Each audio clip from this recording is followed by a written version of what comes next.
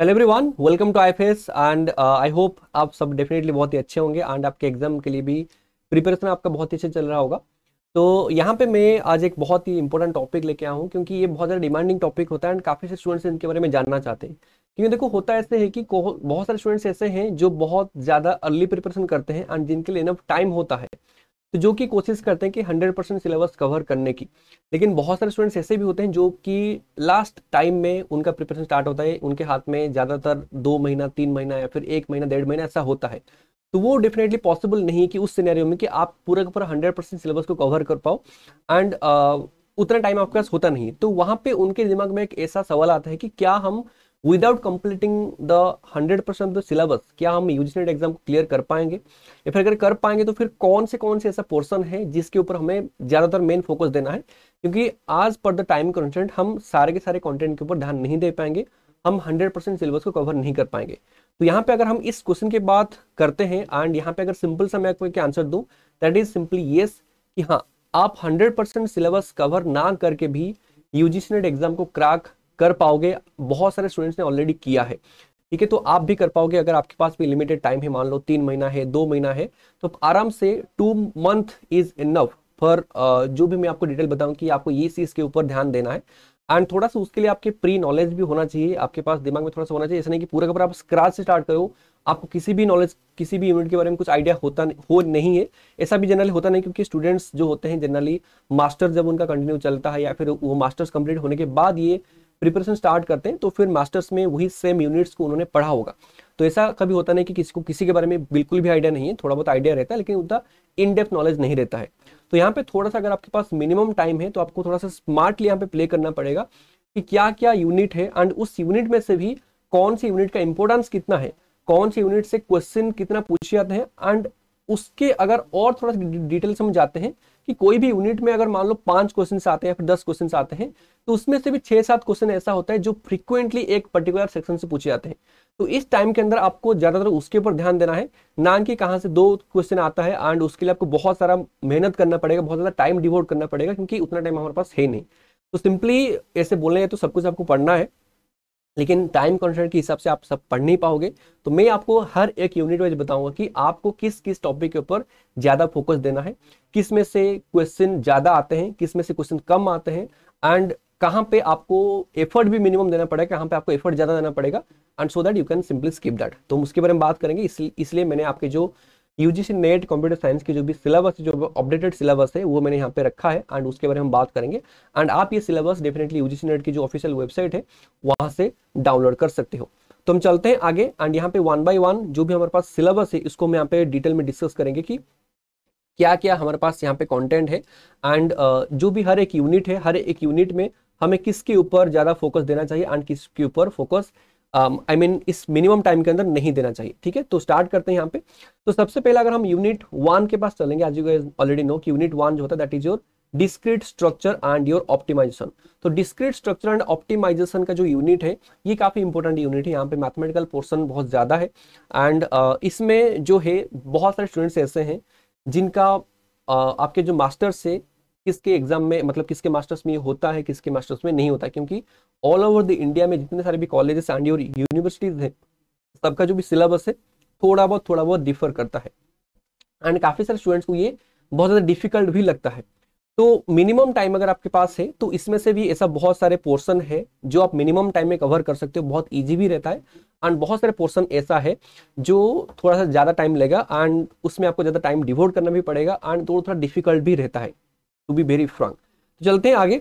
तो सबसे पहले देखो यहाँ पे अगर हम यूनिट नंबर 1 के बारे में बात करते हैं तो इसमें जो सबसे इजी चीज है जहां से क्वेश्चन भी बहुत ज्यादा आता है that is your graph theory. ये सबसे आपका पहला प्रायोरिटी होना चाहिए, ग्राफ थ्योरी, क्योंकि इसमें से आपको एटलीस्ट 2-3 क्वेश्चन मिलते हैं, ज्यादा क्वेश्चन भी मिलता है आपको ग्राफ थ्योरी से यूनिट नंबर 1 में। तो आप सबसे पहले ग्राफ थ्योरी, दूसरा आपके सेट्स एंड रिलेशन। तो ये जो आपके एक यूनिट है या फिर ये भी क्या है, ये भी kind of your easy unit है एंड यहाँ से भी क्वेश्चंस आते हैं, तो आप इन दोनों के ऊपर सबसे पहले फोकस डाल सकते हो।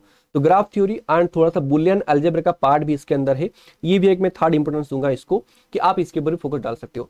आप चाहे तो ऑप्टिमाइजेशन को छोड़ दो, क्योंकि ऑप्टिमाइजेशन डेफिनेटली थोड़ा सा डिफिकल्ट है यहाँ पे जो एलपीपी का प्रॉब्लम है, मिनिमाइजेशन मैक्सिमाइजेशन, तो ये थोड़ा सा कॉम्प्लेक्स है एंड ये जो क्वेश्चंस भी आते हैं काफ़ी ज़्यादा लेंदी होता है एंड उसको सॉल्यूशन करने के लिए भी बहुत ज़्यादा टाइम जाएगा। तो सिंपली आप इसको इग्नोर कर सकते हो अगर आपके पास टाइम नहीं है। एंड बाकी ऊपर में जो भी एरियाज है लाइक योर मैथमेटिकल लॉजिक, ये भी थोड़ा सा इजी रहता है। 4, ये मैं इसको 4 नंबर दूंगा।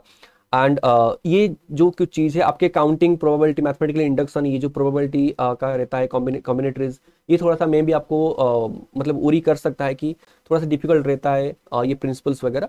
तो आप चाहे तो इसको स्किप कर सकते हो, लेकिन एटलीस्ट आप सबसे पहले आपको इंपोर्टेंस देना चाहिए आपके पास ग्राफ थ्योरी के ऊपर। देन आपके पास सेट्स एंड रिलेशन भी बहुत ज़्यादा ईजी रहता है। ग्रुप थ्योरी के ऊपर भी आप फोकस कर सकते हो अगर आपके पास उतना टाइम है तो, लेकिन मिनिमम आप graph theory, Boolean algebra and your sets and relation, इन तीनों को आप देखो, बाकी को छोड़ दो इस यूनिट से। ठीक है, चलते हम अभी नेक्स्ट यूनिट है कंप्यूटर सिस्टम आर्किटेक्चर। देखो कंप्यूटर सिस्टम आर्किटेक्चर का जो यूनिट है, यूनिट नंबर 2 है, इसको हम 2 यूनिट में डिवाइड कर सकते हैं इसमें, या फिर 2 सब यूनिट है। दैट इज, इसमें पहला एक पार्ट रहता है दैट इज जो डिजिटल इलेक्ट्रॉनिक्स, जो कि डेफिनेटली इजी है एंड नंबर ऑफ क्वेश्चंस भी यहाँ से ज्यादा पूछे जाते हैं। दूसरा पार्ट है आपके जो पूरे के पूरे आर्किटेक्चर की पार्ट, दैट इज जो माइक्रो प्रोसेसर है उसका आर्किटेक्चर, ये पार्ट। एंड जनरली स्टूडेंट को जो माइक्रो प्रोसेसर का पार्ट है ये थोड़ा सा डिफिकल्ट लगता है, यहाँ से यहाँ ये थोड़ा सा डिफिकल्ट है। आप चाहो तो इसको स्किप कर सकते हो, जो पाइपलाइनिंग, इंस्ट्रक्शन पाइपलाइनिंग है, तो ये थोड़ा सा स्टूडेंट को डिफिकल्ट लगता है एंड ज़्यादा टाइम भी यहाँ पे आपको देना पड़ेगा, काफ़ी ज़्यादा कॉन्सेप्चुअल होता है। आप चाहो तो मिनिमम टाइम के अंदर इसको स्किप कर दो। ठीक है, एंड आपकी जो पहला सब यूनिट है दैट इज जो डिजिटल इलेक्ट्रॉनिक्स का जो पार्ट है, आपकी जो नंबर रिप्रेजेंटेशन हो गया, जो आपके पहला यूनिट है ये वाला digital logic and circuit components, इसके ऊपर आप ध्यान दे सकते हो। दूसरा आपके डेटा रिप्रेजेंटेशन, ये दोनों आप इसके ऊपर ध्यान दो, यहाँ से आपको काफी ज्यादा क्वेश्चंस मिलेगा। जैसे आपके फ्लिप फ्लॉप हो गया, आपके 1s कॉम्प्लीमेंट, 2s कॉम्प्लीमेंट, वहाँ पे minimisation of the Boolean expressions, आपके के मैप, ये सब जो कॉन्सेप्ट होता है इसके ऊपर आपके एग्जाम में ऑलमोस्ट 50% से ज़्यादा क्वेश्चन पूछे जाते हैं अगर हम यूनिट 2 के बारे में बात करते हैं तो।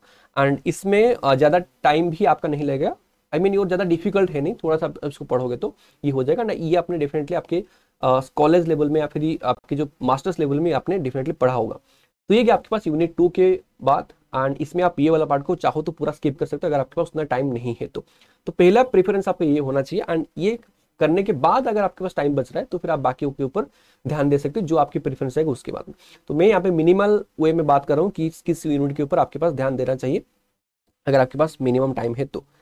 चलते हम आगे next unit, that is your unit number 3, that is your programming language and your computer graphics. तो देखो, to be very frank, programming language भी बहुत ही वास्ट एरिया है, कंप्यूटर ग्राफिक्स भी बहुत ही ज़्यादा डिफिकल्ट, मतलब थोड़ा सा कॉन्सेप्चुअल डिफिकल्ट तो वैसे कोई भी यूनिट है नहीं, वो डिपेंड करता है आपके अंडरस्टैंडिंग लेवल के ऊपर कि आपको उस कॉन्सेप्ट पता है कि नहीं है। क्योंकि देखो कंप्यूटर ग्राफिक्स जो है वो बहुत सारे स्टूडेंट को ईजी भी लगता है, जिनको मैथमेटिकल पसंद आता है, या फिर वो काफ़ी ज़्यादा इंटरेस्टिंग भी है क्योंकि रियल लाइफ में जो हम ग्राफिक सिस्टम के साथ डील करते हैं उसके ऊपर वो बेस्ड यूनिट है, तो फिर वो इंटरेस्टिंग भी बन सकता है, लेकिन वो आपके ऊपर डिपेंड करेगा कि आप कितना टाइम वहाँ पे डिवोट कर रहे हो। तो यहाँ पे जो programming language and computer graphics का जो पूरा का पूरा यूनिट है वो डेफिनेटली थोड़ा सा टाइम टेकिंग यूनिट है, क्योंकि प्रोग्रामिंग लैंग्वेज में मैं आपको अगर बोलूँ, वहाँ पे एग्जाम में जो क्वेश्चन आता है वो सी से भी आता है, C++ से भी आता है, कभी कभी जावा से भी क्वेश्चन पूछ लेते हैं। तो वैसे अगर आप हर एक प्रोग्रामिंग लैंग्वेज को कवर करना चाहोगे तो फिर कोई फायदा नहीं है, बहुत ज़्यादा टाइम वहाँ पे वेस्ट होगा। क्योंकि एग्जाम में जो आपके क्वेश्चन आता है, ऐसे किस टाइप का क्वेश्चन आता है कि इनपुट आउटपुट स्ट्रक्चर के ऊपर, एंड मैक्सिमम यहाँ पे आपके पास जो ऑब्जेक्ट ओरिएंटेड प्रोग्रामिंग होता है, बेसिक कॉन्सेप्ट के ऊपर ध्यान दे सकते हो। आप सी या फिर C++ के जो भी डेटा टाइप हो गया, वहाँ पे जो भी फंक्शंस उसका होते हैं, आपके जो कंट्रोल स्ट्रक्चर है, देन वहाँ पे कैसे इनपुट आउटपुट प्रोड्यूस किए जाते हैं, ये जस्ट इसके ऊपर ज़्यादा ध्यान दो, बाकी इतने सारे लैंग्वेज कवर करने की जरूरत नहीं है। एंड अगर हम कंप्यूटर ग्राफिक्स के पास जाएंगे, यहाँ पे देखो जो ऑब्जेक्ट ओरिएंटेड प्रोग्रामिंग है इसके ऊपर ज़्यादा ध्यान दो। यहाँ पे जो class, object, inheritance, encapsulation, polymorphism, ये जो कॉन्सेप्ट है इसके ऊपर काफ़ी बार आपके क्वेश्चंस आते हैं। बाकी आप थोड़ा सा बेसिक कॉन्सेप्ट जो कीवर्ड्स, आइडेंटिफायर, इसके ऊपर ध्यान दे सकते हो, लेकिन बाकी जो पूरा का पूरा डिटेल के ऊपर जाने की जरूरत नहीं है, क्योंकि वहाँ पे ज़्यादा टाइम आपको वेस्ट होगा एंड नंबर ऑफ क्वेश्चन भी काफ़ी कम आते हैं। तो आप इसके ऊपर इतना टाइम दो अगर आपके पास टाइम है तो। एंड कंप्यूटर ग्राफिक्स केस में क्या है कि आप थोड़ा सा जो बेसिक है लाइक योर यहाँ पे जो 2D में आपके वीडियो डिस्प्ले डिवाइस, ये इस यूनिट के ऊपर आप ध्यान दे सकते हो, क्योंकि इसमें ज़्यादा मैथमेटिकल चीज़ है नहीं। जो भी आपके लाइन ड्राइंग का सिंपल एल्गोरिथम का नाम क्या है, यहाँ पे input devices, output devices, and यहाँ पे जो भी डिफरेंट कॉन्सेप्ट लाइक और क्लिपिंग हो गया, तो इसके ऊपर आप बेसिक एक ओवरव्यू के हिसाब से आप इसके ऊपर ध्यान दे सकते हो। बाकी आप 2D में जो मैथमेटिकल पोर्सन है आप उसको चाहो तो स्किप कर सकते हो, ठीक है, वो आपके ऊपर है। यहाँ पे यूनिट नंबर 3 में मैंने ये बताया कि आप मिनिमम टाइम के अंदर ये यूनिट को कवर कर सकते हो। देन चलते हैं हम यहाँ पे यूनिट नंबर 4 के पास, जो कि बहुत इंपॉर्टेंट है, that is your database management system. And इसमें जो मैक्सिमम क्वेश्चन आपको पूछता है डेटाबेस की जो बेसिक कॉन्सेप्ट है, ठीक है, आपके जो डेटाबेस के आर्किटेक्चर है, जो सबसे पहला सब यूनिट आपको दिख रहा है दिस वन, ये आपके पास इंपॉर्टेंट है, आप इसको कवर करो। एसक्यूएल को आप छोड़ सकते हो, ठीक है, डेटा वायरहाउसिंग, डेटा माइनिंग इसको आप छोड़ सकते हो, ठीक है, एनहांस डेटा मॉडल इसको आप छोड़ सकते हो, ठीक है। आप देखो ये वाला पहला है, ये आपके पास दूसरा है, एंड ये आपके पास तीसरा है, 1 2 and 3। Normalisation and your transaction का जो सेक्शन है, यहाँ से आपको डेफिनेटली एग्जाम में क्वेश्चन देखने को मिलेगा। तो ये 3 पार्ट को कवर करो, एनफ है, बाकी किसी के ऊपर ध्यान देने की जरूरत नहीं है। वैसे वहां से क्वेश्चन आते हैं, लेकिन बहुत ही कम क्वेश्चन आता है, एंड उसके लिए आपको ज्यादा टाइम भी देना पड़ेगा। एसक्यूएल से एक क्वेश्चन आपको पूछेगा, 1-2 क्वेश्चन पूछेगा, लेकिन उसके लिए आपको पूरा का पूरा एसक्यूएल की प्रोग्रामिंग को समझना पड़ेगा, ठीक है। लीनियर अलजेब्रा से भी क्वेश्चन आता है, लेकिन उसके लिए पूरा का पूरा उसका स्ट्रक्चर को समझना पड़ेगा, जो कि ज्यादा टाइम टेकिंग है।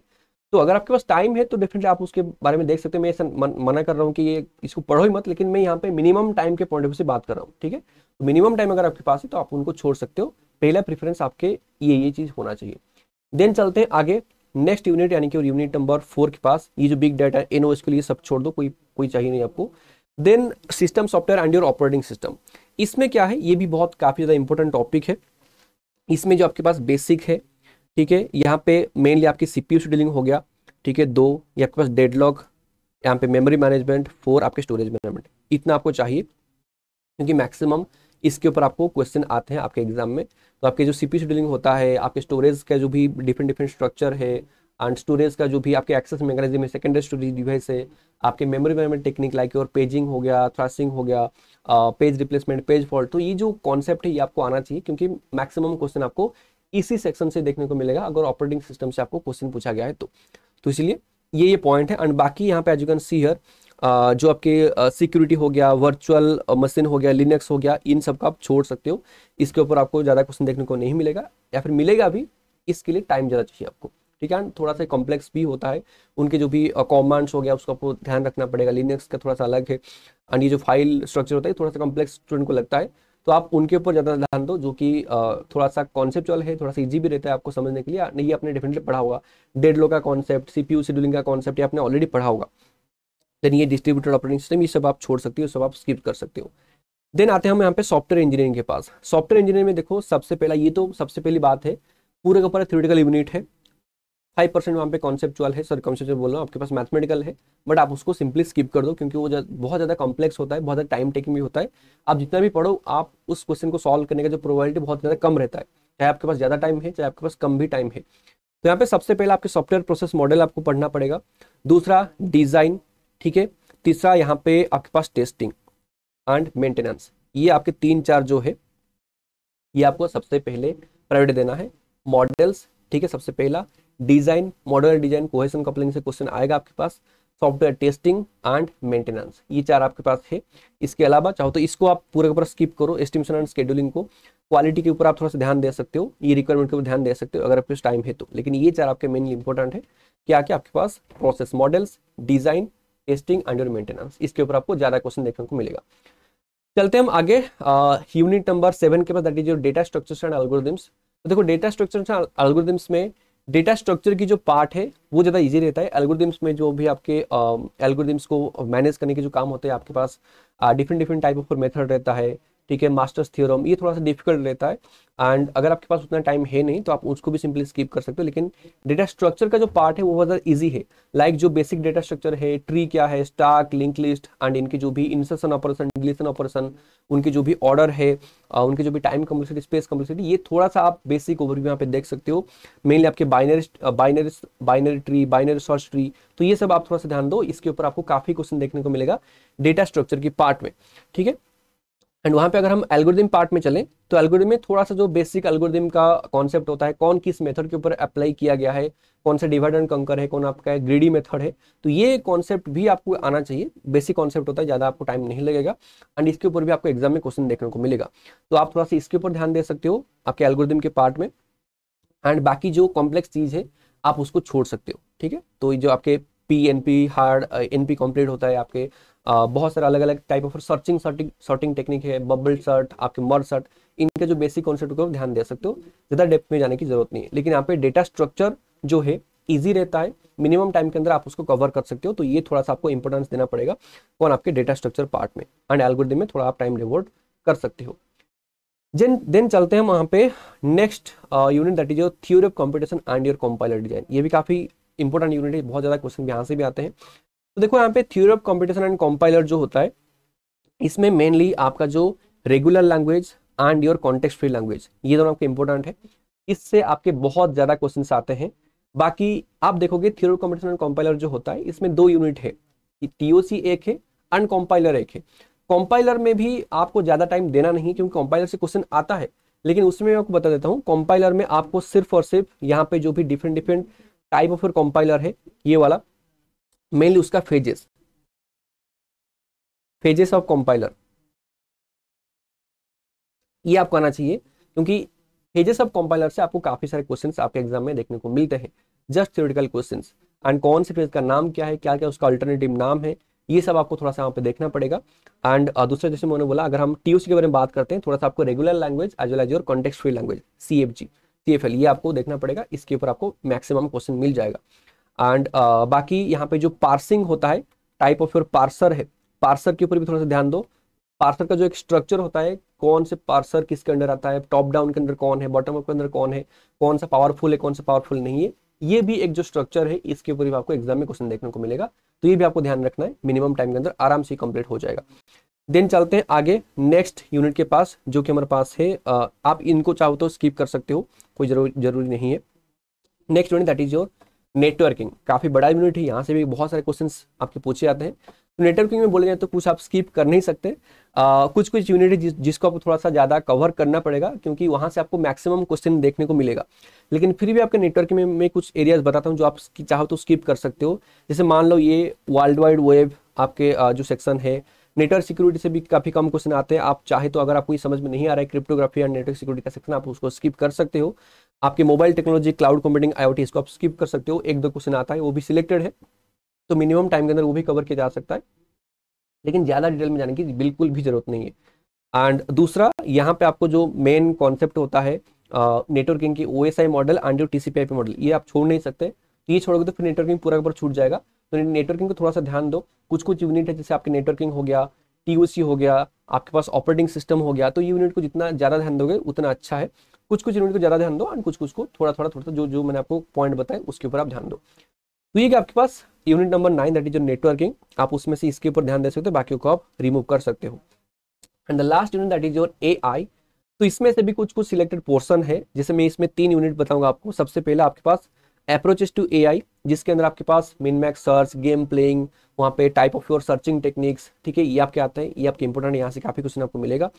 दूसरा आपके पास फॉजी सेट, फॉजी लॉजिक का कॉन्सेप्ट है, ये भी इंपॉर्टेंट है। एंड तीसरा आपके पास आर्टिफिशियल न्यूरल नेटवर्क, ये 3 यूनिट इसके अंदर इंपॉर्टेंट है। आप genetic algorithms, NLP, multi agent system थोड़ा देख सकते हो, बाकी ज्यादा कुछ नहीं देखोगे तो चलेगा, लेकिन ये 3 सब यूनिट के ऊपर आपको ध्यान देना है। मिनिमम टाइम के अंदर भी इसको हम कवर कर सकते हैं। फॉजी लॉजिक में जो भी टाइप ऑफ मेंबर्स होते हैं, मेंबरशिप फंक्शन, वहाँ पे क्या क्या प्रोसीजर रहता है, क्या क्या different different type of method से, वहाँ पे न्यूरल नेटवर्क में जो type of neural network system होता है, आपकी सुपरवाइज लर्निंग क्या है, अनसुपरवाइज लर्निंग क्या है, single layer neural network, multi layer neural network, और यहाँ पे गेम प्लेइंग वगैरह जो होता है, इसके ऊपर थोड़ा सा ध्यान दो। यहाँ से आपको मैक्सिमम क्वेश्चन देखने को मिलेगा। तो ये था टोटल 10 यूनिट में मिनिमम टाइम के अंदर आप किस किस यूनिट के ऊपर ध्यान दे सकते हो। मैंने आपको सब कुछ सही से एक्सप्लेन किया है। तो ये आपके सबसे पहला प्रेफरेंस है। आपके पास जितना टाइम है, मान लो अगर आपके पास 2 महीना है, तो उसके सबसे पहले इन सबको क्लियर करो, ठीक है, इन सबको पहले क्लियर करो। एंड अगर इसको कंप्लीट करने के बाद भी आपके पास टाइम बच रहा है, तो फिर आपके कोई यूनिट है जिसमें आप चाहते हो कि इसको कवर करने की, आप कर सकते हो। लेकिन पहले अगर आपने इतना भी कवर किया, मैंने आपको जो जो पोर्शन बताया, अगर आपने इतना भी कवर किया, एंड देखो कवर जो करोगे वो फिर सही से होना चाहिए। ऐसा नहीं कि आपने just for the sake of the quantity आपने कर दिया कि हाँ ये भी मेरा होगा, वो भी मेरा होगा, लेकिन वहां से क्वेश्चन आप सॉल्व नहीं कर पा रहे हो। तो वहां पे पहले आप कॉन्सेप्ट पढ़ो। हमेशा मैं हमेशा सारे स्टूडेंट को यही सजेस्ट करता हूँ कि हमेशा कॉन्सेप्ट के ऊपर सबसे पहले आपका ध्यान होना चाहिए, उसके बाद आप क्वेश्चन के पास जाओ। एंड वो भी इंपॉर्टेंट है, अगर आपने सिर्फ और सिर्फ कॉन्सेप्ट पढ़ के चले गए तो एग्जाम में आप क्वेश्चन सॉल्व नहीं कर पाओगे। तो पहले कॉन्सेप्ट एज वेल एज उसका क्वेश्चन भी कैसे आ रहा है एंड क्वेश्चन को कैसे सॉल्व करना है, ये भी आपको आना चाहिए। तो ये था all from my side for this particular video. I hope definitely आपको पसंद आया होगा। तो इतने भी अगर आप सही से पढ़ोगे, अगर 100% आपने इतने के ऊपर भी दिया, आपका UGC नेट एग्जाम क्लियर होगा, मैं ये लिख के दे सकता हूँ। लेकिन फिर आपने किस तरीके से पढ़ाई किया है वो आपके ऊपर डिपेंड करता है। लेकिन आप देखोगे 80% से ज़्यादा क्वेश्चन आपको यही सेक्शन से मिलेगा, ठीक है। बट अगर आपने कंप्लीट तो किया है लेकिन क्वेश्चन आप सॉल्व नहीं कर पा रहे हो, वहाँ से आपने क्वेश्चन प्रैक्टिस नहीं किया है, वहाँ से कॉन्सेप्ट आपको याद नहीं आ रहा है, भूल गए हो, तो फिर उसमें प्रॉब्लम होगा। तो मैं हमेशा बोलता हूँ आपके क्वांटिटी मैटर नहीं करता है, आपको क्वालिटी मैटर करता है। तो माना कि आपने 80% या फिर 70% सिलेबस को कवर किया है, मैंने जितना बोला है अराउंड 70 प्लस होगा ये, तो इतना अगर आपने कवर किया एंड वो 100% एक्यूरेसी के साथ किया है तो फिर इट्स मोर देन एनफ। क्योंकि जो कट ऑफ जाता है अराउंड 50 से 60% जाता है, जेआर में भी अप टू 65 तक ही जाता है। तो फिर अगर आपने इतना भी कवर किया एंड वो एक्यूरेसी के साथ एंड वो परफेक्शन के साथ किया है एंड एग्जाम में भी आप उसको डिलीवर कर रहे हो सही से, तो फिर एग्जाम आराम से क्लियर हो सकता है। एंड काफी सारे स्टूडेंट्स ने इसको फॉलो करके एग्जाम भी क्लियर किया है, यूजीसी नेट भी किया है, जीआरएफ तक भी क्लियर किया है, ठीक है। तो कोई घबराने की जरूरत नहीं है कि मैं अगर इसको छोड़ दूंगा वहां से क्वेश्चन आएगा फिर मैं नहीं कर पाऊंगा, ऐसा कुछ है नहीं। क्वेश्चन आप कितना भी पढ़ लो, क्वेश्चन तो आपका छूटेगा ही छूटेगा। आप वही मिनिमम 30-40% क्वेश्चन तो आपका ऐसे ही छूट जाएगा। आप कितना ही पढ़ाई कर लो, पूरे का पूरा 100% सिलेबस कवर करो, 2 बार करो, 3 बार करो, फिर भी आपका क्वेश्चन छूटेगा। तो फिर अगर आपके पास मिनिमम टाइम है तो फिर ये आपके पहला प्रायोरिटी है। अगर आपके पास ज़्यादा टाइम है तो डेफिनेटली कोशिश करो 100% सिलेबस कवर करने की। So that was all from my side. All the best for your exam and आपका जो तैयारी है अच्छे से कंटिन्यू करते रहो, आपका एग्जाम डेफिनेटली क्लियर होगा, ठीक है। So thank you so much everyone for watching and until you meet again, happy learning students, thank you.